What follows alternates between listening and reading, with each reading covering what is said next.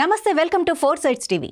నిరంతరం ప్రజలకు అండగా తెలుగుదేశం పార్టీ ఉంటుందని విశాఖ జిల్లా పార్లమెంటరీ అధ్యక్షుడు మాజీ ఎమ్మెల్యే పల్లా శ్రీనివాసరావు అన్నారు. టీడీపీ జాతీయ అధ్యక్షుడు నారా చంద్రబాబు సతీమణి నారా భువనేశ్వరి నిజం గెలవాలి కార్యక్రమంలో భాగంగా 5వ తారీఖున విశాఖలో పర్యటిస్తున్నారు. అక్రమ కేసుపై చంద్రబాబు జైల్లో ఉన్న సమయంలో మనస్తాపంతో మృతి చెందిన టీడీపీ కుటుంబాలను పరామర్శిస్తామన్నారు. వారి కుటుంబానికి భరోసా కల్పిస్తామన్నారు. టీడీపీని నమ్ముకున్న ప్రతి ఒక్కరికి పార్టీ అండగా ఉంటుందని అన్నారు.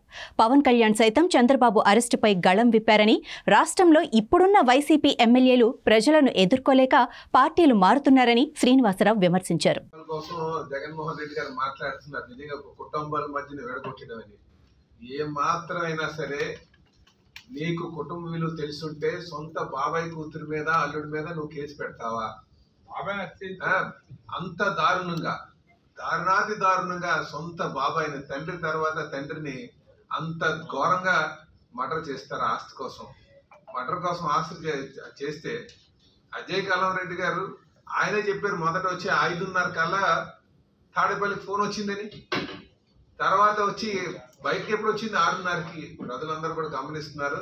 జగన్మోహన్ రెడ్డి గారు బంధాలు బంధుత్వాల కోసం మాట్లాడుతుంటే దెయ్యాలు వేదాలు వల్లినట్టుగా సంగతి మీరు గమనించారు.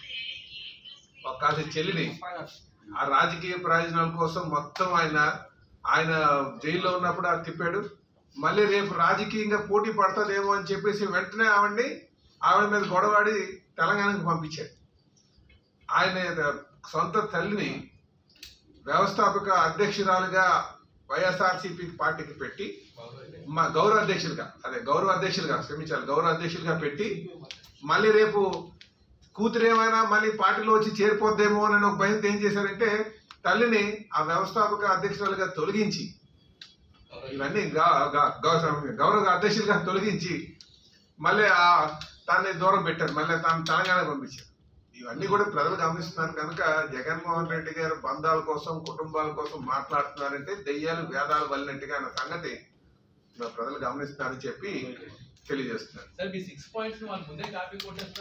అమలు చేస్తామనే ధైర్యం మాకు ఉంది కాబట్టి అమ్మమ్మ ఇవేవో కొంచెం మాకు దెబ్బతిచ్చేలాగా ఉన్నాయని చెప్పి జ్ఞానం పెరిగినట్టుంది. ఎవడో సలహా ఇచ్చినట్టున్నాడు. దానివల్ల నువ్వు ముందే పెట్టేయాలని 3 కాపీలు వెళ్తా ట్రై చేస్తున్నాను. ఈరోజు ప్రభుత్వ అధికారం ఇంకా రాకముందే మా పథకాలు అమలు చేస్తున్నటువంటి ఘనత తెలుగుదేశం చెందని చెప్పి తెలియజేస్తారండి. పూర్తిగా నిలువు దోపిడీ చేశాడు. ఈ రాష్ట్రాన్ని పూర్తిగా అంధకారంలో నెట్టేశాడు. ఈ రాష్ట్రం యొక్క ఆర్థిక పరిస్థితి అధోగతి పాలు చేశాడు. నేను ఒక ఎమ్మెల్సీ గారు అన్నారు, చూడండి, ప్రజల యొక్క చర్మాన్ని వసూలు చేసినా సరే ఈ రాష్ట్రం ఒక అప్పు తీరదు. కనుకనే ఒకసారి ఆలోచించాలి. ప్రజలు ఎప్పుడు అలా ఉండాలంటే ఎవరైతే సంక్షేమాన్ని అభివృద్ధిని సమపాల్లో తీసుకెళ్లేటువంటి నాయకుడిని చూడాలి. వాటి వరకు వాళ్ళని ఎన్నుకునేటువంటి పరిస్థితి రావాలి. నేనేదంటే నేను సంక్షేమం చేస్తున్నాను, సంక్షేమం పేరున రాష్ట్రం యొక్క ఆర్థిక పరిస్థితిని అధోగతి పాలు చేస్తూ ఈయన కేవలం ధనదాహానికి ఈ రాష్ట్రాన్ని బలి చేస్తున్నటువంటి తీరుంది. కనుక రేపు రాబోయే రోజుల్లో ఖచ్చితంగా జగన్మోహన్ రెడ్డి గారికి బుద్ధి చెప్తారు ప్రజలందరూ కూడా అని చెప్పి తెలియజేస్తూ సెలవు తీసుకుంటారు. నమస్కారం.